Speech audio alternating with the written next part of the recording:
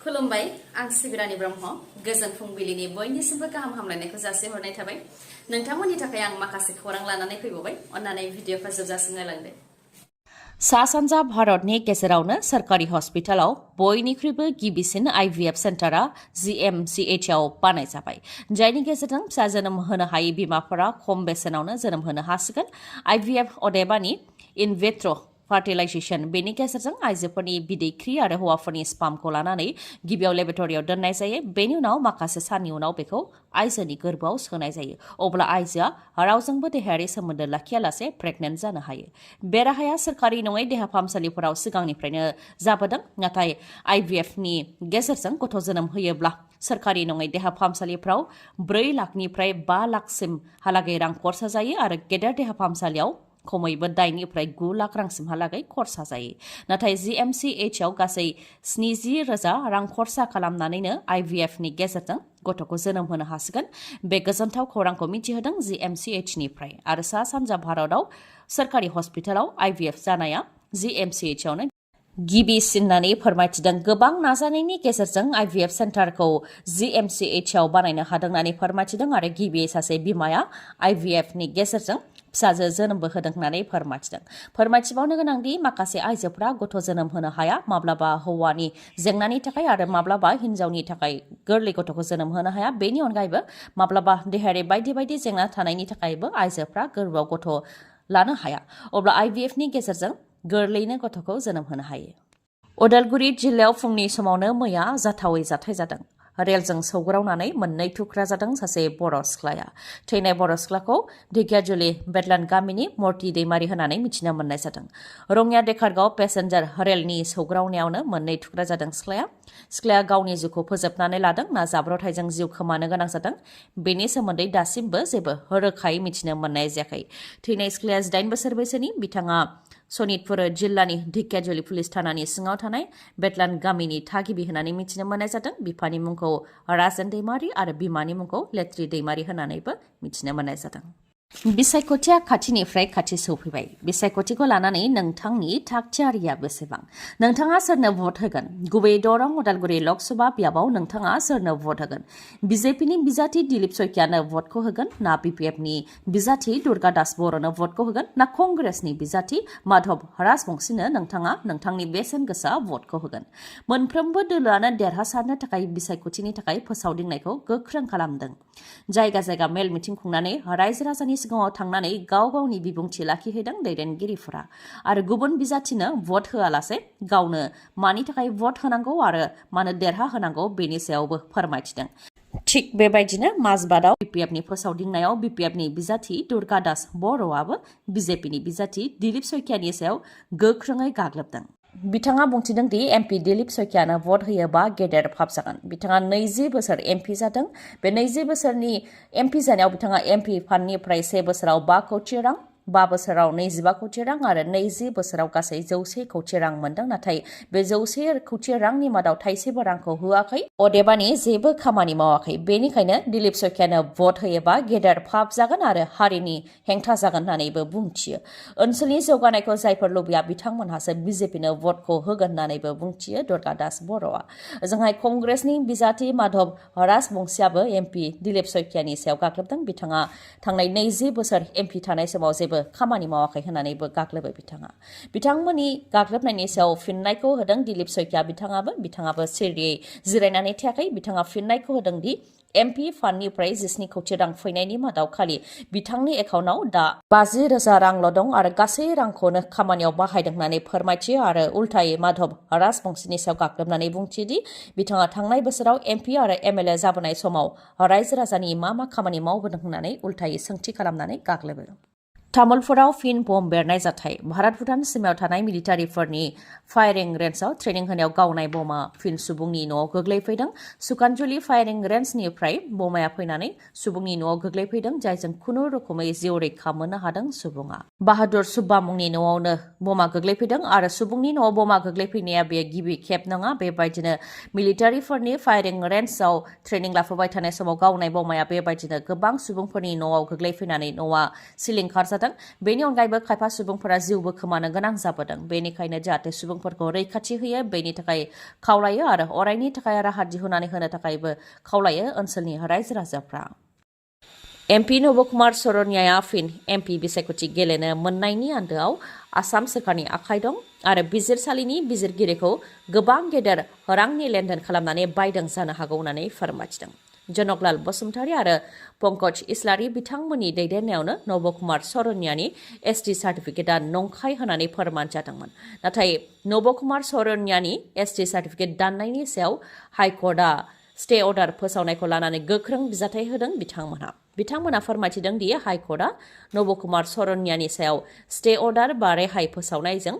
जोंनि सायाव इनाय खालामनाय जादों थांनाय 2014 आरो 2023 मायथाइयाव नबकुमार सरनिया कचारिसो एसटि नङा होननानै हाइकर्टआ खेबनैयै राय होदोंमोन आरो स्टेट लेभेल स्क्रुटिनि कमिटियाबो 2024 नि जानुवारि दानाव स्पिकिं अर्डारनि गेजेरजों नबकुमार सरनियानि एसटि सार्टिफिकेटआ आइन बेरेखासो आरो इनभेलिड सार्टिफिकेट होननानै फोसावदोंमोन नाथाय बेबायदि फोसावखांनायनि उनावबो आरो हाइकर्टआवबो खेबनैयै राय फोसावखांनायनि उनावबो हाइकर्टआ बिसायख'थिनि सिगां स्टे अर्डार फोसावनानै नबकुमार सरनियाखौ बिसायख'थि गेलेनो खाबु होदों जेरावनाखि बिथाङा एसटि सार्टिफिकेट लानानै बिसायख'थिखौ गेलेनो मोना आरो बिथांनि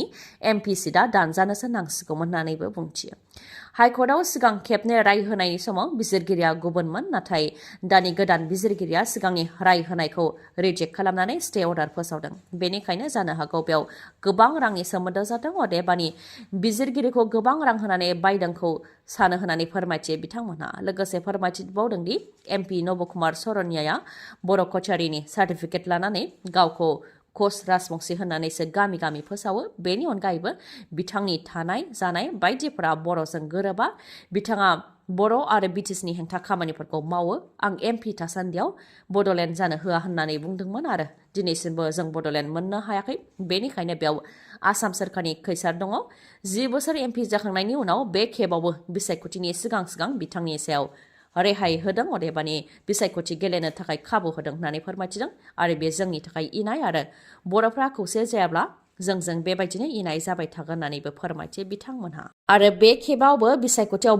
बर'नि राजखान्थि जागोन होननानै फोरमायथियो एमपि नबकुमार सरनियानि सायाव स्टे अर्डार फोसावनायनि हेंथायै रिट पेटिशन होनाय जाबाय बेयाव देरहागोनखौ आसा खालामो होननानैबो बुंथियो आरो माहारियारि आफाद जेरै एबसु ट्राइबेल संघ बिथांमोनाबो जाहाथे नोजोर होयो आरो मदद होलायो बेनि थाखायबो खावलायो जों जयैनो जुजिनो नांगोन होननानै बुंथियो बिथांमोनहा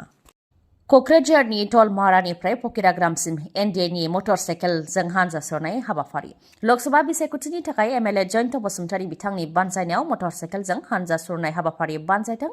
जेराव गोबां इउपिपिएल आरो बिजेपिनि मददगिरिफोरा मटर साइकेल रेलि खालामनानै गावसोरनि गोहोखौ दिन्थिदों एनडिएनि बिजाथिया 70% भट मोननानै देरहागोन होननानैबो दाबि खालामदों जयन्त बसुमतारीया बिजेपि इउपिपिएल आरो एजिपिआ जयै लोगो नांनानै जेरैबायदि खामानिफोरखौ मावदों बिटिसिआव गोजोन लाबोनो हादों जौगानाय लाबोनो हादों बेनिखायनो जों देरहासारनो हागोन होननानैबो दाबि खालामो जयन्त बसुमतारीया लोगोसे फोरमायथिबावदों दि प्राइम मिनिस्टार नरेन्द्र मोदी आरो डक्टर हेमन्त बिश्व शर्मानि दैदेननायाव जेरैबायदि खामानि मावदों क'क्राझाराव एनडिएनि बिजाथिया 2.5 लाखनिफ्राय 3 लाख भट फारागथिनि गेजेराव देरहागोन होननानैबो दाबि खालामदों बिथाङा प्रमद बर'नि सायाव गेदेर थगायनायनि अजद होदों बिक्रम दैमारिया बिक्रम दैमारिखौ सिनाया आरो एबसुनि सोमावसारनाय समाव बिक्रम दैमारि मुंनि एम्फौबो गैयामोन होननानै प्रमद बर'आ बिक्रम दैमारिनि सायाव बुंनायनि उनावनो बिजाथाय होदों बिक्रम दैमारियाबो बिक्रम दैमारिया फोरमायथिदों दि प्रमद बर'आ बड'लेण्ड आन्दलन खालामजेननायानो गोरोन्थिखामोन बिथाङा मोनफानि उनाव मोनफा गोरोन्थि खालामबोदों गासैखौबो थगायदों रन्जित दैमारिखौ उदां खालामनायनि बेलायाव थगायदों मास्टारफोरखौ थगायदों फरायसालिखौ सोरखारि खालामनायनि बेलायाव टेट फोरोंगिरिफोरखौ थगायदों सिमा बारायनायनि बेलायाव बिटिसिआव रां फैदों होननानैबो थगायदों आरो पेरामिलिटारियाव साख्रि थिसननायनि बेलायावबो थगायदों गोरोन्थिल' मावबाय थायोब्ला बिटिसिखौ माबोरै रैखा खालामगोन होननानैबो बुंथियो बिक्रम दैमारिया लोगोसे फिननाय होयोदि प्रमद बर'आ आन्दलन समाव आखि आगदा थानानै सोमावसारनाय एबसुनि गासैबो सोद्रोमाफोरखौनो बे समाव बावगारबाय अब्ला बिक्रम दैमारिखौ माबोरै सिनायगोन होननानैबो फिननायखौ होयो बिक्रम दैमारिया लकसभा बिसायख'थिनि सिगां मिरु सोरखारा Mahatma Gandhi national rural employment guarantee act एमजिएनरेगानि मावथिफोरनि सानसेनि हाजिराखौ बांहोबाय 3निफ्राय 10 जौखोन्दोसिमहालागै बांहोदों 1 एप्रिलनिफ्राय बांनाय रांखौ मोननो हागोन मावथिफोरा फाइनान्सियेल इयार 2023-24 आव MGNरेगानि मावथिनि सानसेनि हाजिराया आसामाव 238 रांमोन दा बेखौ बांहोनानै 249 रां खालामनाय जाबाय थिग बेबायदिनो गुबुन गुबुन रायजो जेरै आन्डामान एन्ड निकबार आइलेन्डआव सिगां 311 निफ्राय 328 मोन दा बेखौ बांहोनानै 329 निफ्राय 347 खालामबाय अन्ध्र प्रदेशआव सिगां 272 मोन दा बेखौ बांहोनानै 300 रां बानायबाय अरुणाचल प्रदेशआव सिगां 224 रांमोन दा बेखौ बांहोनानै 234 खालामबाय थिग बेबायदिनो बिहाराव 229 निफ्राय 245 खालामबाय छत्तीसगढ़आव 221 रांनिफ्राय 243 खालामबाय दाद्रा एन्ड नगर हावेलियाव 297 निफ्राय 324 खालामबाय दामन एन्ड दिउआव 297 निफ्राय 324 खालामबाय गवायाव 322 निफ्राय 352 खालामबाय आरो बेबायदिनो माखासे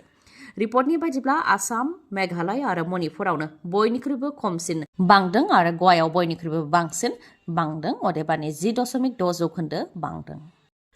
नोंथांनियाव मेगननि जेंना जादों नामा जुदि नोंथांनियाव मेगननि जेंना जादों अब्ला नोंथाङा मेगननि हस्पिटाल नागिरनानै गोजान जायगायाव थांनांगौनि आरो गोनांथि गैलिया बङाइगाव आइ हस्पिटालावनो नोंथांमोनहा मेगन नायजानो हागोन जेराव